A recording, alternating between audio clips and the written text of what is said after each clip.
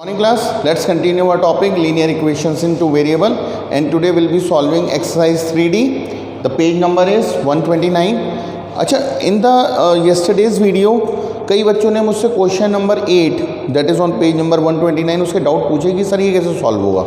ठीक है, तो let's see question number 8. Question number 8 में देखो कह रहा है फाइंड द वैल्यू ऑफ के for which the given system of equations will have a unique solution. तो यूनिक सॉल्यूशन की हमारे पास कंडीशन होती है, क्या होती है? a1/a2 इज़ नॉट इक्वल टू b1/b2. अच्छा, इसमें एक चीज़ बहुत गौर करने वाली है कि यूनिक सॉल्यूशन में we deal only with coefficient of x and coefficient of y. हमें कांस्टेंट से मतलब नहीं होता है, हमें a1/a2 इज़ नॉट इक्वल टू b1/b2 से मतलब होता है. यानी अगर k जो है हमारा c में है तो वो हो जाएगा एनी रियल वैल्यू. चलो कैसे होगा देखते हैं. देखो सबसे पहले हमें पता है k को इस साइड नहीं होना है, k को इस साइड ही होना है. तो हमारी इक्वेशन हो गई 4x minus 5y minus k is equal to 0. दूसरी इक्वेशन हो गई हमारी 2x minus 3y minus 12 is equal to 0. ठीक है, यहाँ से कंपेयर करें तो a1 की वैल्यू आ गई 4, b1 की वैल्यू आ गई माइनस 5 और c1 की वैल्यू आ गई माइनस का k. a2 की वैल्यू आ गई 2, b2 की वैल्यू आ गई माइनस का 3 एंड c2 की वैल्यु आ गई माइनस की 12. हमें दे रखा है यूनिक सॉल्यूशन. तो for unique solution we know that a1/a2 is not equal to b1/b2. Put the values. ठीक है, a1 की वैल्यू है 4/2 is not equal to minus 5/-3. तो देखो, तो यानी 2 इज नॉट इक्वल टू 5/3. क्या ये कंडीशन ट्रू है? ये कंडीशन हमारी ट्रू है. 2 5/3 के इक्वल है ही नहीं. इसका मतलब k can have any real value. समझ में आया? देखो इससे पहले वाला जो क्वेश्चन किया था उसमें हमने एक पहला जो क्वेश्चन किया था उसमें निकल के आया था k is not equal to minus का 4. फिर हमने एक क्वेश्चन और सॉल्व किया था यस्टरडेज वीडियो में, उसमें निकल के आया था k is not equal to +-6. ठीक है, इसका मतलब k की सारी रियल वैल्यूज़ हो सकती हैं. क्या नहीं हो सकती? -4 नहीं हो सकती. यहाँ पर क्या बोला था हमने? k की सारी रियल वैल्यूज़ हो सकती हैं. क्या नहीं हो सकती? +6 और -6 नहीं हो सकती. पर यहाँ पर ऐसी हमारे पास कोई कंडीशन ही नहीं निकल के आई. इसका मतलब k की वैल्यू क्या हो सकती है? k की वैल्यू हो सकती है कोई भी रियल वैल्यू. यहाँ पर k की any real value except -4, k की सारी रियल वैल्यूज़ एक्सेप्ट +-6. पर यहाँ पर k की कोई कंडीशन ही नहीं आई. इसका मतलब k can have any real values और यही आपका आंसर है. Is that clear? So confuse मत हो, बहुत सिंपल सा क्वेश्चन है कि अगर k हमारा C1 में हो तो एनी रियल वैल्यूज़ हो जाता है, क्योंकि हमारी कंडीशन सिर्फ कोफिशिएंट ऑफ x और कोफिशिएंट ऑफ y तक ही सीमित है. यानी a1/a2 इज़ not equal to b1/b2. c में हमें कुछ डील ही नहीं करना है. Have a look. Okay class, the other question is question number 10 और ये कह रहा है show that the system of equation has infinite number of solutions. तो हमें इसमें शो करना है क्या? Infinite number of solutions. और जब भी शो दैट, प्रूव दैट का क्वेश्चन आता है इसका मतलब होना ही होना होता है. ठीक है, अगर है तभी तो उसको शो करना है. तो हमें इसमें शो करना है कि the system will have infinite number of solution. और इनफाइनाइट नंबर ऑफ सॉल्यूशन की आपके पास कंडीशन आपको पता है, a1/a2 is equal to b1/b2 is equal to c1/c2. ये कंडीशन होती है. तो बेसिकली हमें a1/a2 निकालना है, b1/b2 निकालना है, c1/c2 निकालना है और देखना है कि ये इक्वल है कि नहीं है. अब इस क्वेश्चन में है शो दैट, तो ये इक्वल होगा ही होगा.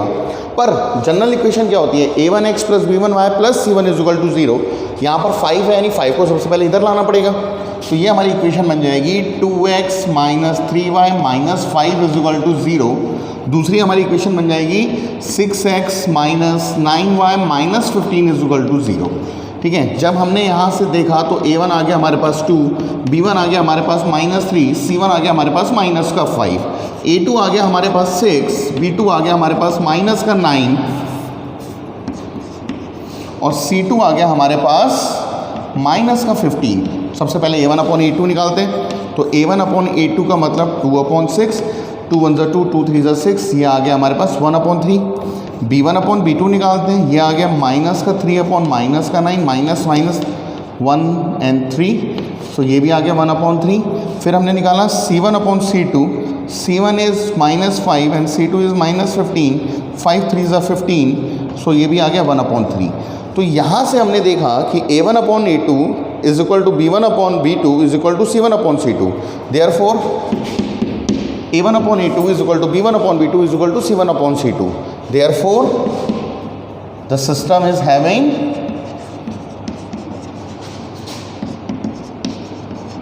infinitely many solutions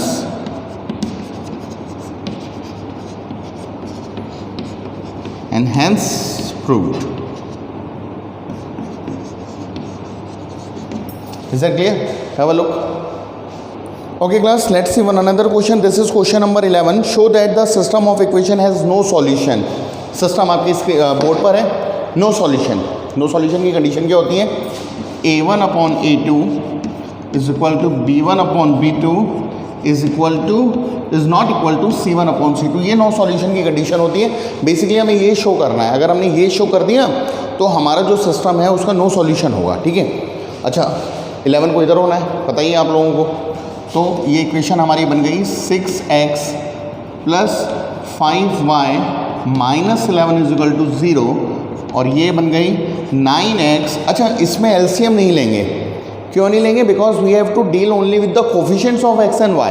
तो कोफिशिएंट इसका 15/2 है तो let it be 15/2. y we will take LCM. ठीक है, तो इसलिए हम इसमें एलसीएम नहीं लेंगे. 15/2y minus 21 is equal to 0. When we compare it with the standard forms, we get the value of a1 as 6, the value of a2 as 5 and the value of a2 नहीं है b1 होगा, sorry, a1 is 6, b1 is 5 and c1 is minus 11, a2 is 9, b2 is minus 15, plus 15/2 and c2 is minus 21. चलो a1 upon a2 निकालते हैं, b1 upon b2 निकालते हैं, c1 upon c2 निकालते हैं. तो देखो a1 अपॉन a2 मतलब 6/9, 3 2 ज़ा 6, 3 3 ज़ा 9, मतलब क्या बचा हमारे पास 2/3. b1 अपॉन b2 निकाल लेते हैं, दैट इज़ 5/15/2. 5 1 ज़ा 5, 5 3 ज़ा 15, नीचे वाला रेसिप्रोकल हो जाता है. So it is 2/3. अब जैसा कि आपको देखने को मिल रहा है a1 upon a2 b1 upon b2 के तो इक्वल आ गया. अब चलो c1 अपॉन c2 भी निकाल लेते हैं. c1 अपॉन c2 निकाल लिया, ये आ गया माइनस का 11 अपॉन माइनस का 21, यानी कितना आया 11/21. क्या 2/3 that is a1 upon a2 b1 upon b2 के इक्वल है? क्या वही हमारा c1 अपॉन c2 के इक्वल है? नहीं है.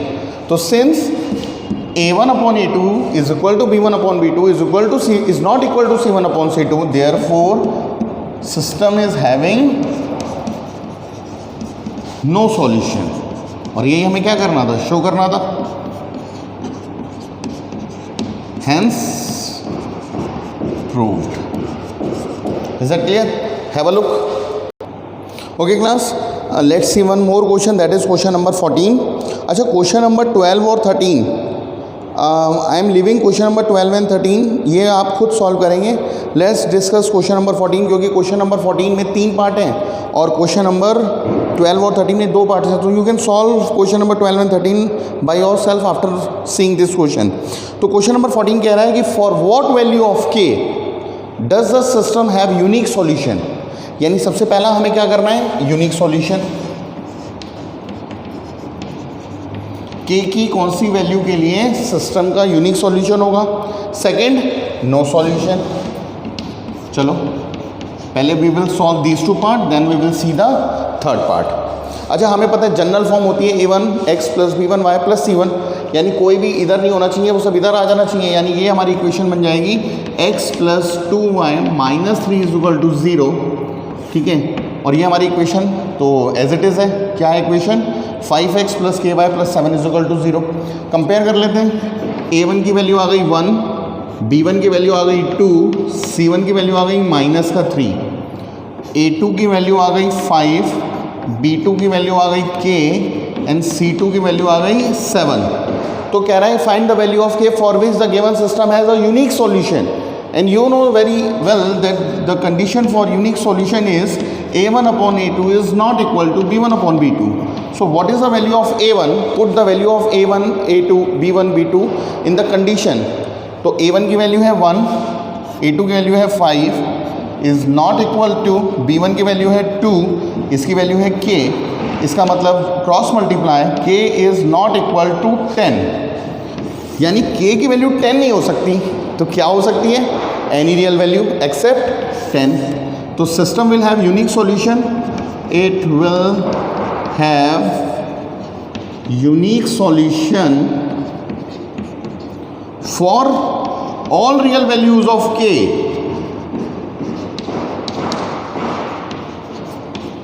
और क्या नहीं हो सकती? 10 नहीं हो सकती except 10. Is that clear?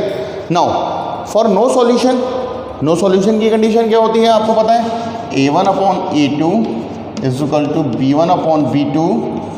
Sorry, second part is no solution. हाँ, तो नो सॉल्यूशन की कंडीशन होती है a1 upon a2 is equal to b1 upon b2 is not equal to c1 upon c2. ठीक है, अच्छा a1 की वैल्यू पुट कर देते हैं, दैट इज 1 अपॉन 5. b1 की वैल्यू पुट कर देते हैं 2 upon k is not equal to -3 upon 7. Is that clear? Have a look. ठीक है, तो देखो अब यहाँ से नो सॉल्यूशन के लिए we have to find the value of k. तो ये तो नॉट इक्वल है, तो हम इक्वल वाली निकाल देते हैं. So let's see these two parts. तो ये देखो k और 10, यानी यहाँ से क्या आ गया? k is equal to 10. ठीक है, तो नो सॉल्यूशन के लिए सिस्टम में k की वैल्यू क्या होनी चाहिए? 10. So for no solution if the value of k is equal to 10 then the system will have a unique no solution. Is that clear? लिख देते हैं इसको. ठीक है, for no solution system will have k as 10. Is that clear? Now for third part कह रहा है also show that there is no value of k for which the given system of equation has infinitely many solution. ठीक है, now I am pause the video for a second, read the question and then will explain. तो question ये कह रहा है कि infinitely many solution के लिए k की कोई भी वैल्यू नहीं है, ये आप शो करो. Show that there is no value of k for which the given system of equation has infinitely many solutions. अच्छा, इसको सॉल्व कर देता हूँ मैं, कहीं आप लोग कंफ्यूज हो रहे हो k कैसे 10 आ गया. तो 1 upon 5 is equal to 2 upon k, cross multiply, तो k इज इक्वल टू 10. ठीक है, अब हमें तीसरे पार्ट में ये दिखाना है कि k की कोई भी ऐसी वैल्यू नहीं है जिसके लिए सिस्टम में इन्फाइनाइटली मैनी सॉल्यूशंस होगा. I am rubbing this part. ठीक है,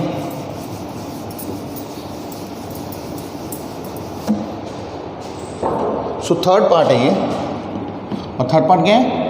इन्फाइनाइटली मैनी सॉल्यूशन. तो मैं मैनी सॉल्यूशन लिख दे रहा हूँ. अच्छा, मैनी सॉल्यूशन की कंडीशन क्या होती है? a1 upon a2 is equal to b1 upon b2 is equal to c1 upon c2. ठीक है, अब हमें ये दिखाना है कि फॉर मतलब k की कोई भी ऐसी वैल्यू नहीं है जिसके लिए सिस्टम में नो सॉल्यूशन हो जाएगा. ठीक है, तो a1 की वैल्यू क्या है? 1 अपॉन 5. b1 की वैल्यू क्या है? 2 अपॉन k. और c1 की वैल्यू क्या है? -3 अपॉन 7. अच्छा, एक बात बताओ, एक बार इसको हाइड कर लो. क्या 1 अपॉन 5 कभी भी -3 अपॉन 7 के इक्वल होगा? क्या 1 अपॉन 5 -3 अपॉन 7 के इक्वल होगा? कभी नहीं होगा. ठीक है, इसका मतलब, इसका क्या मतलब है? 1 अपॉन, इसको एक बार हाइड कर लो, 1 अपॉन 5 -3 अपॉन 7 के कभी भी नहीं इक्वल होगा. देयरफॉर हम लिखेंगे therefore there is no value of k. देखो 1 अपॉन 5 -3 अपॉन 7 के कभी भी इक्वल नहीं हो सकता. 1 अपॉन 5 जो है वो -3 अपॉन 7 के कभी नहीं इक्वल हो सकता. Therefore there is no value of k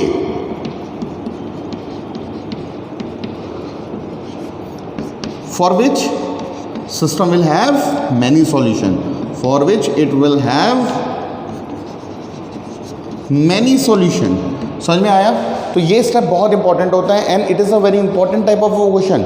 आपको कंडीशन ऑफ सॉल्वेबिलिटी में से एक क्वेश्चन बोर्ड में मिलेगा ही 100%. और कौन सा मिलेगा जिसमें तीनों केसेस होते हैं, infinite, many and no solution. तो इस कंडीशन को आपको ध्यान से देखना है कि देखो इसको बीच में हाइड कर दो क्योंकि k की वैल्यू तो हमें निकालनी है। तो 1/5 माइनस 3/7 के कभी इक्वल होगा ही नहीं, और जब वो कभी इक्वल नहीं होगा तो k की कोई ऐसी वैल्यू ही नहीं है, so there is no value of k। Is it clear? So that will be all for today, and for your assignment you have to solve up to question number 14 of your exercise 3D। I hope that you are watching all your videos, और channel को subscribe कर लो, ठीक है? So that will be all for